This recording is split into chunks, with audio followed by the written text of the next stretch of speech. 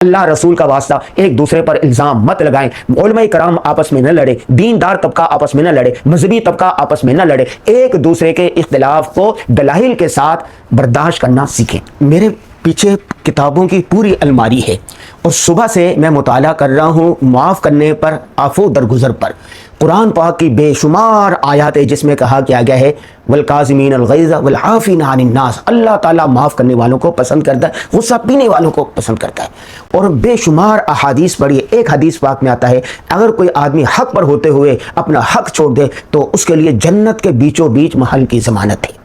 تو آپ نے آج سے اللہ کے لیے، رسول کے واسطے معاف کرنا ہے، قتل سے، گالی سے، دھوکے سے، فراڈ سے رک جانا ہے۔ میں آپ کو ایک دو واقعے سناتا ہوں۔ کل پنجاب راول پنڈی کا سچا واقعہ ہے۔ ایک خاتون نے برگر خریدا دکان سے، وہ چلے گئی، پورا دن وہ پڑھاتی رہی، مختلف کام کرتی رہی، عصر کے بعد اس نے وہ برگر کھولا کھانے کے لیے تو وہ خراب ہو چکا تھا۔ وہ دکاندار کے پاس آئی، بیکری کے پاس آئی، کہنے لگے کہ یہ پیزا تو خراب ہے۔ اس نے جب ٹائم دیکھا، پرچی دیکھی تو وہ صبح 9 بجے کا خریدا ہوا وہ پیزا تھا، وہ برگر تھا۔ تو اس سے اس نے لڑائی شروع کی، اس کی بدتمیزی کی، اور جو کمپیوٹر پڑا تھا، مشین پڑی سی، دھکا دیا۔ وہ آدمی صبر کرتا رہا۔ اس نے کہا یہ واپس کرنا بنتا نہیں ہے۔ بالآخر اس نے ایک تھپڑ مارا، پھر اس نے آگے تھپڑ مارا، پھر ایک دوسروں کو تھپڑ مارا، ہاتھا پائی ہوگی اس دکاندار بیکری والے کی اور عورت کی، ہاتھا پائی ہوئی، ایک دوسرے کو مارا، FIR کر دی، دونوں خاندان ہو گئے، اور یہاں تک کہ معاملہ بہت آگے بڑھ گیا۔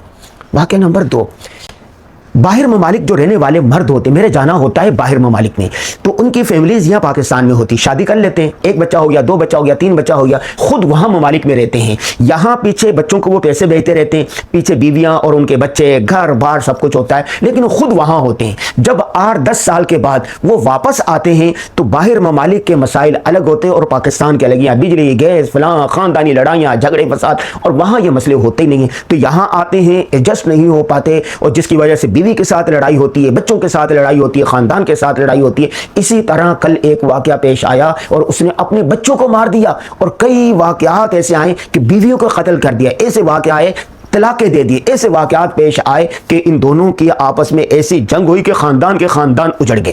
یہ میں نے آپ کو صرف 2 واقعات سنائے۔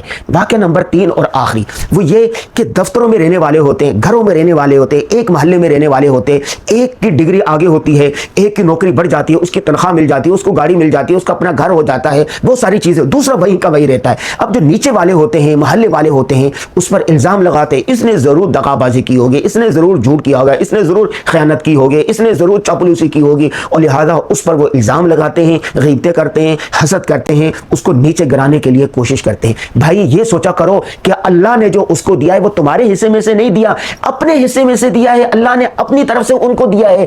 حدیث پاک میں آتا ہے اللہم لا مانع لما اعطیت ولا معطی لما منعت، اللہ جس کو دینے کا ارادہ کر لے دنیا کی کوئی طاقت روک نہیں سکتی، اور اللہ جس کو روکنے کا ارادہ کر لے دنیا کی کوئی طاقت دے نہیں سکتی۔ عزت ملنا، احترام ملنا، اور مال و دولت ملنا، اچھی فیملی ملنا، یہ سب اللہ کے لیے ہوتا ہے۔ تو 3 باتیں میں نے کہی ہے۔ نمبر 1، ایک دوسرے کو معاف کرنا سیکھے، معاف کرنا سیکھے، معاف کریں آگے بڑھیں، معاف کریں آگے بڑھیں۔ رسول اللہ صلی اللہ علیہ وسلم نے فتح مکہ کے وقت آپ نے جان کے دشمنوں کو معاف کر دیا، قاتلوں کو معاف کر دیا، عام معافی کا اعلان کیا تو ملک و قوم آگے بڑھتے ہیں۔ تو آپ نے رشتہ داروں کو، دفتر والوں کو، سب کو معاف کرنے کی عادت ڈالنی ہے۔ جو ملک، جو قوم، جو سیاستداں، جو حکمران معاف کرنے کی عادت رکھے۔ نیلسن منڈیلا کو دیکھو، 28 سال جیل میں رہ گئے، نکلے تو سب کو معاف کر دیا، تو آپ نے معاف کرنا ہے۔ نمبر 2، باہر رہنے والے جو لوگ ہوتے ہیں جب یہاں پر آئیں تو وہ آپس میں کمپرومائز کر کے رہنا سیکھیں۔ اور آخری بات، اللہ رسول کا واسطہ ایک دوسرے پر الزام مت لگائیں، علماء کرام آپس میں نہ لڑے، دیندار طبقہ آپس میں نہ لڑے، مذہبی طبقہ آپس میں نہ لڑے،